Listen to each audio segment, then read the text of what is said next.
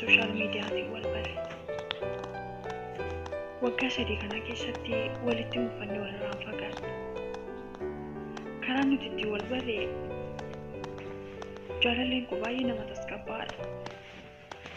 Yeroo sanaa fi fuula Facebook isaatii irratti wanti hamaan tokko illee hin argamu ture.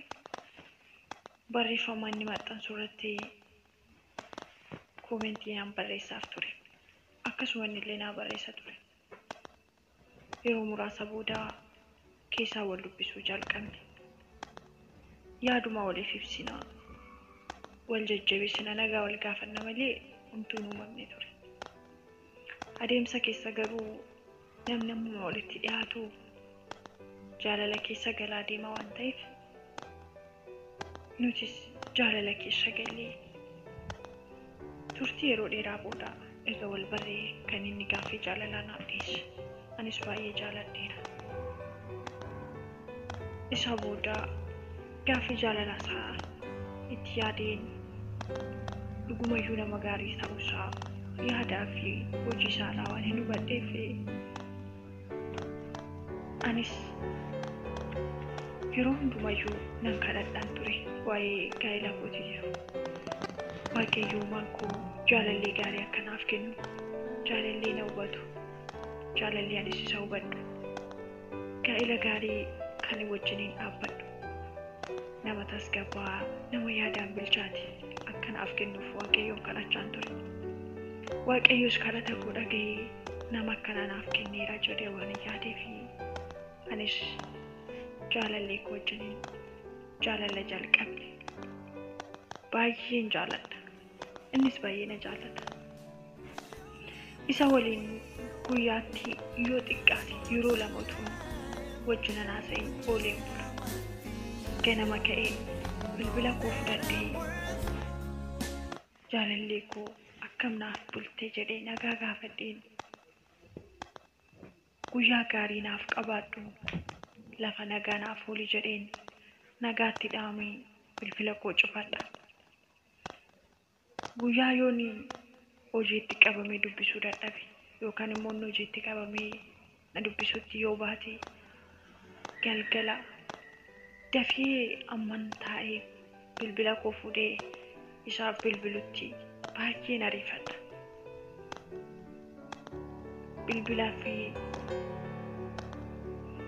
Bilbileefiin nagaa nan gaafadha. Akkam naaf bultee guyyaan kee akkam ture jedhee gaafadhee haasa'ee yeroo xumurutti nagaa naaf bulee waliin jennee wal gaggeessina. Yeroo walitti haasa'uu keenya baay'ee nutti dhibbata. Haasaan keenya garuu haasaa akkasumaan osoo hin taane karoora keenya gara fuulduraa wal gorsuu, wal jajjabeessuu, dogoggorarraa wal deebisuu, yaada bal'isnee waliif kaasuu kana ture. Jaalalleen koo anaaf akka gaartuu jagootiiti. Isaan alatti nama biraa jikoo laaluu hin danda'u. Jaalalleen koo kun anaaf gaaddisa jiru kooti naaf ta'e. Yoon gaddes, yoon gammades dafeen gara isaa deemee isumatti ni madda. Gadda koo amman isatti mannetti boqonnaa hin qabu. Gammachuu koos amman isatti ni mannetti fiixaan naaf hin ba'u. Gaafan isatti madde garuu humtiyyuu naaf salphata. Jaalalleen koo bakka waan hundumaa naaf godhe. Jaalalleen koo naaf kennaa gati jabeessaa isa uumaan koo naaf kenneedha jedhee namana. Gadda koo keessatti nama na jajjabeessu. Gammachuu koo nama na waliin hirmaatu. Abshir jawaadhu. Homaa miti. Hin darbu. Hin boqottu. Ati jabduudha. Ati dubartii ogeettiidha naan jedhu. Yeroo hundumaa jecha afaan jaalallee koo keessaa ba'u. Jecha haqaaf nattoo ishee jaalala keessa na galchutu hin ta'e. Jecha utubee na dhaabu. Jecha lafee koo cimsuudha. Siifan du'u. Siifan maraadha osoo hin ta'in jabaadhu. Boruu abdiin jala. Naan jedha malee jecha sobaatiin nan ho'isee beeku. Jaalalleen koo abdiin inni natti godhu kanaan lafeen koo baay'ee jabaata. lapheen kun immoo utummaa jireenya kootii dhuunfate. Anis baay'een isa jaalladha. Waa'ee isaatiif hundumayyuu Waaqayyoon nan galateeffadha. Baay'een ajaa'ibsiifadha Waaqayyoon. Namoota nan barbaadu. Namoota gaafadhe. Namoota fuuldura kee kaa'inaaf laattee jedheen baay'ee Waaqayyoon nan galateeffadha. Yeroo tokko haalli ani keessa jiru yeroo naaf mijachuu didu, yeroon dadhabu, yeroon gaddutti jaalallee koo yeroo nan itti mufachiisu jira. Dogongorri na bira akka ta'e yeroo hubadhetti baay'een gadda. Kana booda dhiifamayyuu naaf gochuu hin danda'u. Kanuma irratti gargar baana jedhee yeroo nan abdii kuteetti. Jaalalleen koo garuu dogongora kootiin abdii kutee narraa gargar ba'uuf yaadeen beeku. Aayee uddee ችግር እኮ የለውም ግን ለሁለተኛ ጊዜ እንደዚህ አይነት ነገር እንዳትደግሚ ፍቅርዬ ለፍቅራችን ስትይ ናንጀዳ መሌ ነቲ ሙፋቴ አይ ረደደ ቢቴት ነሚቴ ተከነ ቦደ ጀዴ ፉለ ሳላቴ ጅጅራቴን ቤኩ እኔ እኮ ካንቺ ተለይቼ መኖር አልችልም። አንቺ ከኔ መለየት እኔን ማጣት ትፈልጋለሽ እንዴ? ናንጀዳ መሌ atin jijjiiramtu atin barattu naan jedhe afaan amaaraatti dubbateen beeku. Jaalallee koo kubsaa fi gara laafessuu ta'uunsaa baay'ee na ajaa'iba. Ana yoobsa na barsiise. Danda'u gara laafummaa hedduu na barsiise. Dhugumattiyyuu isatu qooda koo akka dubartiin jaalallee isheetiif ta'uu qabdu hoobsa gara laafummaa isatti agarsiisuu qabdutti inni bakka koo bu'u. Ani garuu bakka isaan bu'u. Ani yeroon lolutti yeroon dallanti yeroon mufadhutti jaalalleen koo obsaan maaliin kun irraa jiru na eege. Uumaan dubbatu baay'ee na ajaa'iba. Sababa maaliitiif garuu akka kana ta'uunsaa jedhee baay'ee gaaffii natti ta'a. Garuummoo hojii harka Waaqayyooti bakka. Waaqayyoo gadda koo argee dadhabbii koo argee miidhama koo argeetu namanitti boqodhunaaf laate waan ta'eef Waaqayyoof gaaffiin kaasu jedhee Waaqayyoon baay'ee galateeffadheetu madhiisa waa'ee jaalallee kootiitiif. Yeroon haadha kootti rakkina koon himan, yeroo gaddi natti dhaga'amu, yeroon dadhabu, yeroo haalli koo naaf mijachuu didu, natti tolu yoo didu, qofummaan gaafa natti dhaga'amu. Haalliin keessa jiraadhu baay'ee yeroo natti ulfaatu haadha kootti ni maddu. Haadha kootiin ani nagaa kooti, gammachuun qaba, fayyaan qaba, natti tolee jira, baay'een gammadee jira jedhee haadha koo gammachiisa malee rakkadheen jira, qofaa ta'een jira, dadhabeen jira, natti dhaga'amee jira, naaf hin mijannee, nan dhukkubsadhee jedhee haadha kootti himu. Sababni isaayyuu haati koo baay'ee na wajjin rakkastee na guddiste, baay'ee na wajjin rakkatte. Aramoo anas rakkina haadha kootii hirmaachuuf hin qaba malee, rakkina haadha kootii hubachuuf hin qaba malee, deebi'aadhaas rakkina koo isheetti maxxansa itti barbaadanii waan hin beekuuf haadha kootii waan tokkoyyuu ni maddu. Obbolaa koo isaantu akkan isaan gargaaruuf waan irraa eega malee utuu waa akkana gargaaranii isaan itti maddee akka waan gochuu hin dandeenye waan hin beekuuf homaa tokkoyyuu obbolaa kootti ni maddu. Gadda koos ta'e gammachuu koo obbolaa kootti hin himadhu. Keessuma koottan qabadha. Hiriyootan baay'ee jaalladhuu fi baay'eetti dhiyaadhus qaba. Gadda koos ta'e gammachuu koo hiriyoota kootti ammuma hundumaa baasee ni himadhu. Amma muraasa yoo naaf hubatan malee isayyuu warri itti dhiyaadhu, warri na cina jiran. Egan jaalallee koo argadhee garuu kana hundumaadhaan nan boqodhe. Waan hunduman isatti madda, waan hunduman isa waliin mari'adha. Innis akka qaama kootiitti waan hunduma isaa naaf hubata. Osoo nan dubbadhe afaan koo keessaan fixiin inni waan nan dubbachuuf yaade dafee naa hubata. Ajaa'iba Rabbiiti. Jaalallee akkanaa qabaachuu kootti gammachuu guutuun qabaadhan ture. Jaalallee koo waliin jireenya bara dargaggummaa keenyaa osoo hin taane jireenya bara dulluma keenyaa akkamitti jiraannu karoora baafanna ture. gaa'elli keenya akkamitti akka ijaaramu, gaafa ijoolleen keenya guddatan maal gochuu akka qabnu, karoora sababa bara dulluma keenya har'arra teenye jaalallee koo waliin baafanna. Baay'een itti gammada. Kana hundumaa yoo yaadu yoon isa waliin karoora gara fuulduraa baafadhu abdiin natti dhaga'ama. Gammachuutu natti dhaga'ama. Homtuu natti badu.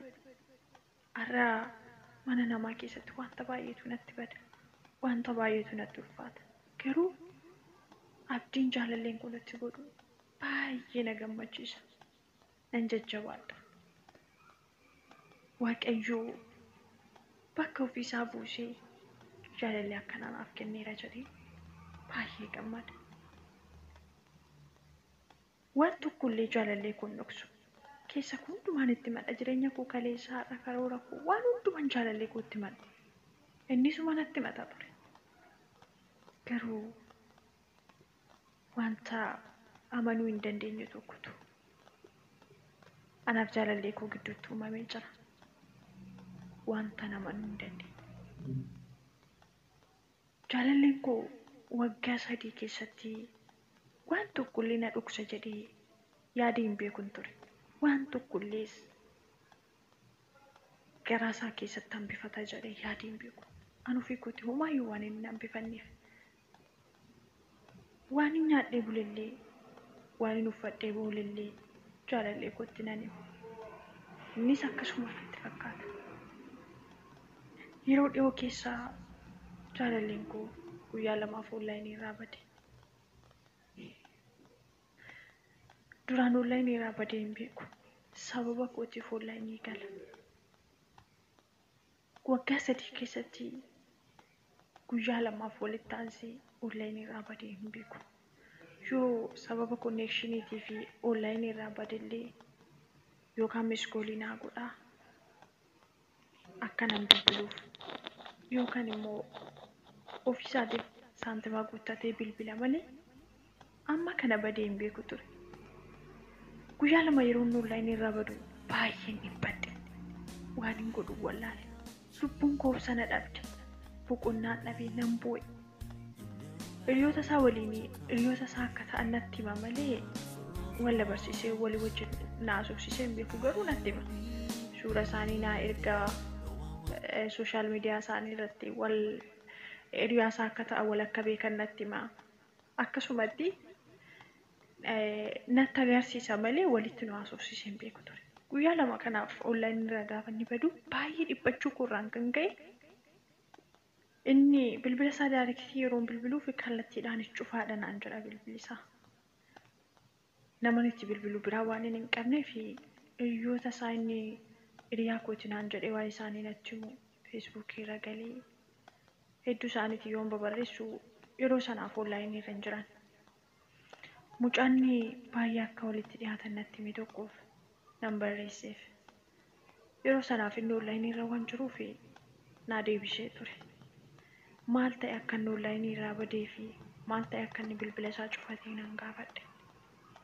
Innis xiqqoo lukti isaa waan dhukkubeef mana yaalaa galee jira naan jedhe. Baay'ee rifadhe. Baay'ee rifadhe. Waan hin jedhu wallaale. Maal ta'e kufee maaltu isa mudatee jedheen dafeetiin nan gaafadhe. Innis lakkii amma osoo hin ta'in kanuma duraatutti ka'ee naan jedhe. Maalidha kan dura maal ta'e jedheen gaafadhe. Ayi lukuma isaa duraa sababa balaa konkolaataatiin akka citu ta'etu ammas xiqqoo isatu dhukkubee jennaan mana yaalaa galee jira. Malee waan biraa homaa ta'ee miti naan jedhe. Kun hundumtuu anaaf haaraa ture. Waggaa 3 keessatti qaama yeroo akka fedhi jaalalleen kun natti himne. Tasumayyuu natti himne. Wanta guddaa kana na dhoksa jedhee si yaadde. Inni garuu waggaa 3 keessatti waan guddaa kana na dhokse. Ani keessa hojjetii koo baasee kan inni sitti machaa ture. Karoora koo hundumaa kan inni isa wajjin mari'achaa ture. Inni garuu waan guddaa kana na dhokse. Maaliif akka na dhokse garuu anaaf gaaffiidha. Akkamitti danda'ee akka na dhokse tanaaf gaaffiidha.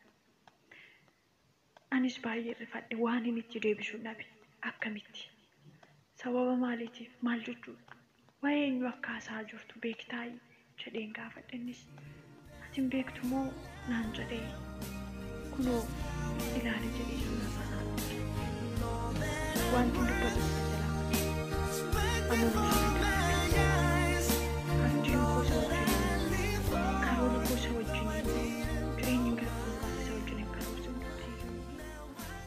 amanuu jalaati dukkanaa'e waan hin dubbadhu wallaale akkamitti namni nama kana jaalladhu namni nama kana kan gooti jedhe qaama koo godhadhe akkamiin amma kana na soba akkamiin isa amma kana na gowwoomsa akkamiin isa amma kana garaa isaa na dhufkata moo nama biraatti naasaa ture kan jedhu anaaf bitaa ta'e waan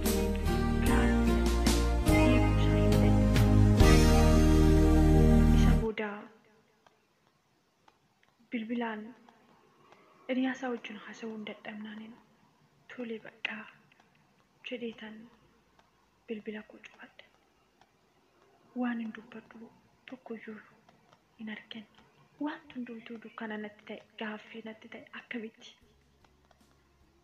jaalallee nani baay'ee jaalladhuu fi baay'ee na jaallatu keessa isaa kana na dhufkachuun isaa maaliif namoonni akka obbolummaatti itti dhiyaadhee wajjin haasa'u baay'een isaanii jechuun icciitii isaanii kan kanaa gadi miidhama isaanii kan kanaa gadiitu natti matu inni garuu tuusin jaaladhanaan jiru akkamiin garaa isaa na dhufkate kana na dhoksuu isaa ammam keessa isaa dukkana ta'uu isaa natti mul'ise dhugumayyuu karoora inni naa wajjin baasaa ture jaalalli inni naaf qaba ture sobaa akka ta'etu natti mul'ate waan hundumtuu sobaa akka ta'e ani akkasumaan qofaa koo qilleensa raasaa akkan turetu natti mul'ate angaruu kanatti yaade guyyaa lama booda bilbila isaa banatee naa bilbile itti dubbachuus hin dandeenye waanuman dubbadhu nabi waanuman dubbadhutu naakkaa bade gaafachuufis nan dadhabe dhiisuufis nan dadhabe yoon gaafadhe akkamitti yoon dhiises akkamitti maal jedheetiin gaafadhas isa dhabuu tasumayyuu hin barbaadu akkamitti immoo amanee nama amma kana na dhokse nama fuula lama ta'e natti mul'ate kana akkamitti amanee ammas jaalala isa wajjin itti fufu anaaf kun gaaffii guddaadha ammayyuu gaaffii kootiif deebiin arganne yaada kootiifis furmaata tokkoyyuu waan hin arganne yaada keessan naaf qoodaa galatoomaa